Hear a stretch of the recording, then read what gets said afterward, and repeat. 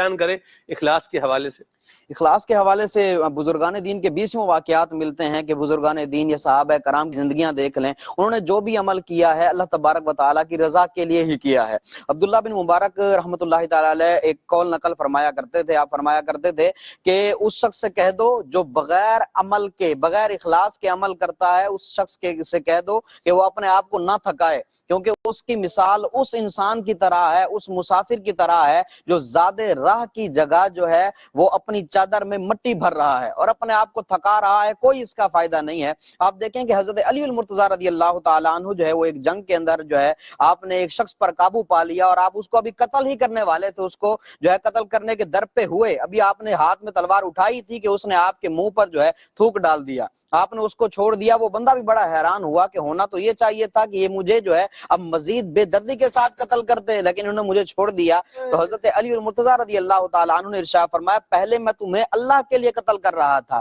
اللہ کی رضا کے لیے تیرے ساتھ یہ معاملہ کر رہا تھا، لیکن جب تو نے میرے منہ پر تھوکا تو اب معاملہ میری ذات کا آ گیا، اب اگر میں تجھے مارتا تو ہو سکتا تھا یہ میں اپنی ذات کے لیے انتقام لیتا، اس لیے میں نے تجھے چھوڑ دیا۔ آپ کا یہ عمل، آپ کا یہ اخلاص والا معاملہ دیکھ کر وہ ایمان لے آیا۔ حضرت علی رضی اللہ تعالیٰ کا یہ اخلاص دیکھیں کہ آپ کا عمل دیکھ کر، یہ اخلاص سے بھرپور عمل دیکھ کر وہ بندہ ایمان لے آیا اور اسلام کی دولت سے سرفراز ہوا۔ اس طرح اور بھی بزرگان دین کے واقعات ملتے ہیں کہ وہ جو بھی عمل کیا کرتے تھے اللہ تبارک و تعالیٰ کی رضا کے لیے کیا کرتے تھے۔ سبحان اللہ، یہی طریقہ کار ہے اور اسی کو جو ہے وہ اپنانا چاہیے۔ رسالہ کشیریہ کے اندر کیا خوبصورت بات جو ہے وہ ارشاد فرمائی ایک بزرگ رحمۃ اللہ تعالی کے حوالے سے، فرمایا کہ اخلاص یہ ہے کہ تم اپنے عمل پر اللہ کے علاوہ کسی اور کو گواہ مت بناؤ۔ کیا خوبصورت بات، تم اپنے عمل پر اللہ کے علاوہ کسی اور کو گواہ مت بناؤ۔ اسی طرح اسی رسالہ کشیریہ کے اندر جس کا درس بڑے بڑے جو ہے وہ شیوخ نے لیا ہے، کتنی زبردست جو ہے یہ کتاب ہے، میں نے جب سے یہ پڑھا ہے کہ حضرت شیخ اکبر شیخ محی الدین ابن عربی رحمۃ اللہ تعالی علیہ نے بھی رسالہ کشیریہ کا درس لیا ہے۔ ایک ہوتا ہے چیز خود سے اسٹڈی کرنا، جیسے آج کل میں بھی کوشش کر رہا ہوں مطالعہ کرنے کی، تو ایک ہے اسٹڈی کرنا، ایک ہے درس لینا، یعنی کلاس میں بیٹھ کر کوئی چیز جو ہے وہ پڑھنا یا استاد سے پڑھنا، ان دونوں میں بڑا فرق ہوتا ہے۔ تو بہرحال اس میں ارشاد فرمایا، نبی کریم صلی اللہ تعالی علیہ وآلہ وسلم نے حدیث قدسی جو ہے یہ ارشاد فرمائی کہ اللہ کریم فرماتا ہے کہ اخلاص یہ میرا ایک راز ہے اور یہ میں اپنے محبوب بندوں کے دلوں میں رکھتا ہوں۔ سبحان اللہ۔ تو جس بندے کو اخلاص کی دولت، یعنی جو کام کر رہا ہے اللہ کے لیے کر رہا ہے، اللہ کی رضا پانے کے لیے کر رہا ہے اور اس کے پیش نظر صرف اللہ کی رضا ہی ہے، تو ایسا بندہ اللہ تعالیٰ کا شکر ادا کرے۔ اور جس کے دل میں یہ نہیں ہے، کچھ اور ہے،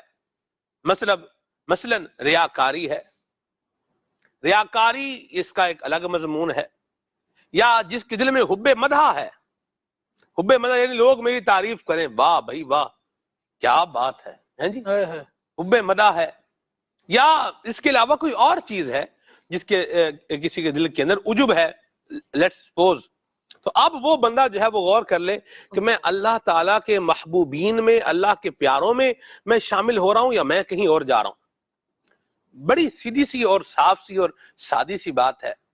کہ ہم نے نیک کام بھی کرنے ہیں، ہم نے اللہ کے احکامات پر عمل بھی کرنا ہے، اور یہ کس کے لیے کرنا ہے سارا خالد بھائی؟ اسی کے لیے کرنا ہے۔ نبی کریم صلی اللہ تعالیٰ علیہ وآلہ وسلم کی بارگاہ میں ایک شخص حاضر ہوا اور حاضر ہو کے عرض کرتا ہے کہ رسول اللہ صلی اللہ تعالیٰ علیہ وآلہ وسلم ہم اپنے مال اللہ کی راہ میں تو دیتے ہیں اور اس سے ارادہ یہ بھی ہوتا ہے کہ شہرت بھی ملے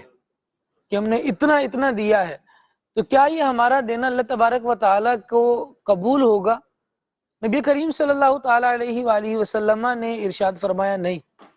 اللہ تبارک و تعالیٰ اسی عمل کو قبول فرمائے گا جو محض اس کی رضا حاصل کرنے کے لیے کیا جائے۔ واہ۔ پھر نبی کریم صلی اللہ تعالیٰ علیہ وآلہ وسلم نے سلمان بھائی آیت کریمہ تلاوت فرمائی، الا للہ الدین الخالص، اللہ تبارک و تعالیٰ کے لیے خالص دین ہی ہے۔ جو دین کا عمل بندہ خالص کرے، جس میں کسی اور کو کھاتے میں ہی نہ لائے، جی کسی اور کی طرف توجہ ہی لے کر واہ نہ جی جائے، واہ، کھاتے میں ہی نہ لائے، واہ جی واہ، وہ کیا عمل لفظ جو ہے نا ہے۔ وہ اس کا اللہ تبارک و تعالیٰ کی رضا کے لیے ہے۔ رب العالمین جل وعلا نے مصطفیٰ کریم صلی اللہ تعالیٰ علیہ وآلہ وسلم کی طرف وحی فرمائی، ارشاد فرمایا اِنَّا أَنزَلْنَا إِلَيْكَ الْكِتَابَ بِالْحَقِّ، بے شک ہم نے آپ پر حق کے ساتھ کتاب کو نازل فرمایا ہے۔ پھر فرمایا فَاعْبُدِ اللَّهَ مُخْلِصًا لَهُ الدِّينَ، اللہ تبارک و تعالیٰ کی اخلاص کے ساتھ عبادت کیجیے۔ مفسرین نے اس بات پر اجماع فرمایا ہے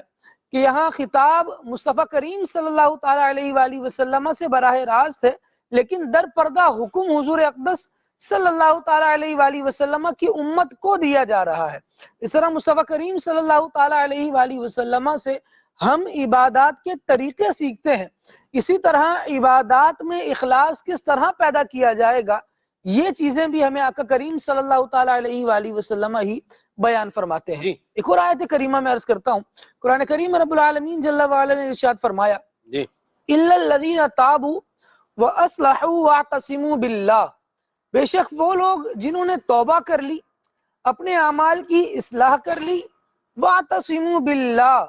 اور اللہ تبارک و تعالیٰ کی رسی کو مضبوطی سے تھام لیا۔ پھر ارشاد فرمایا وَأَخْلَصُوا دِينَهُمْ لِلَّهِ، اور اپنے دین کو بھی اللہ تبارک و تعالیٰ کے لیے خالص کر لیا۔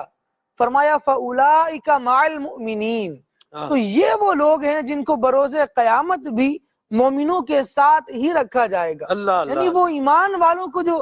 جزا دی جائے گی اس میں ان کا حصہ ہوگا۔ اور کیا جزا ہوگی؟ ارشاد فرمایا وَسَوْفَ يُؤْتِ اللَّهُ الْمُؤْمِنِينَ أَجْرًا عَظِيمًا، اللہ ان قریب اللہ تبارک و تعالیٰ مومنوں کو اجر عظیم عطا فرمائے گا۔ کیا بات، جس اجر کو رب العالمین جل وعلا عظیم کہہ رہا ہے، جی یعنی دنیا کو دیکھیں تو رب العالمین جل وعلا اس دنیا اور اس میں پائی جانے والی تمام تر آسائشوں، سہولتوں اور نعمتوں کے باوجود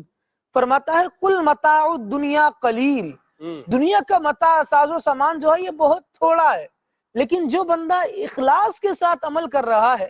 رب العالمین جل وعلا اس کو جو جزا عطا فرمائے گا، ارشاد فرمایا وَسَوْفَ يُؤْتِ اللَّهُ الْمُؤْمِنِينَ أَجْرًا عَظِيمًا، ان کو عظیم اجر عطا فرمائے گا۔ جس چیز کو رب العالمین جل وعلا خود عظیم فرمائے اور پھر اس کے لیے کنڈیشن یہ ہو کہ وہ ہونی اخلاص کے ساتھ چاہیے، پھر اجر عظیم ملے گا، تو اس چیز کی اہمیت بھی پتہ چلتی ہے اور اجر عظیم کا بھی پتہ چلتا ہے کہ اس کا رب کی بارگاہ میں کیا اسٹیٹس و مقام ہے۔ تو ہمیں چاہیے کہ جب عبادت کریں کاش ایسا نصیب ہو جائے کہ بس اللہ تبارک و تعالیٰ کی ہی رضا ہمارا مطمئن، وہ راضی ہو جائے تو سب اچھا ہو جاتا ہے۔ اللہ اسی سے بلکہ امام غزالی رحمۃ اللہ تعالی علیہ نے سلمان بھائی لکھا اخلاص اور ریا پر جب گفتگو فرمائی نا، بڑی عجیب بات آپ نے فرمایا کہ جب بندہ لوگوں کے سامنے عبادت کرتا ہے اور اس لیے عبادت کرتا ہے کہ لوگ مجھے دیکھ رہے ہیں اور اپنے سجدوں کو بڑھا دیتا ہے، تسبیحات کو بڑھا دیتا ہے،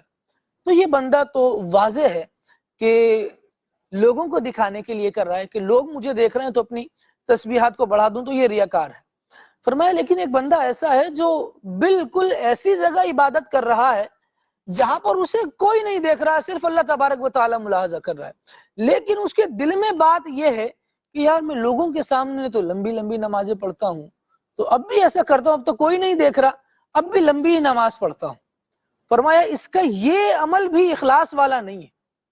کیونکہ یہاں بھی اس کی توجہ جو ہے نا وہ اس لیے نماز کو لمبا کرنے کی طرف ہے کہ یار لوگوں کے لیے تو ایسا کرتا ہوں، اب رب کے لیے بھی ایسا کروں۔ تو جہاں بھی آ جاتا ہے نا وہاں فرماتے ہیں اخلاص نہیں رہتا، اخلاص ہی میں رہتا ہے کہ میں اللہ ہی کے لیے یہ کام کروں۔ کیا خوبصورت جب بھی شامل ہے تو پھر اور افراد بھی اور بھی چیزیں شامل ہوگی۔ کیا خفیف اور زبردست بات جو ہے وہ آپ نے کہی، امام غزالی کے قربان جائیں، بڑی پیاری جو ہے وہ ماشاءاللہ گفتگو فرماتے ہیں اور بڑے پیارے جو ہے وہ آپ انداز سے اصلاح جو ہے فرماتے ہیں۔ احیاء العلوم تو پڑھ ہی لینی چاہیے لیکن ناظرین الحمدللہ آپ کی دعوت اسلامی کے مکتبۃ المدینہ نے اس کو شائع بھی کیا ہے۔ اس کی 5 جلدیں ہیں، 5 جلدیں ہیں احیاء العلوم کی جو ہمارے مکتبۃ المدینہ سے شائع ہوئی ہے، ترجمہ بھی ہے، پھر اس میں تصحیح بھی ہے، تھوڑی آسانی بھی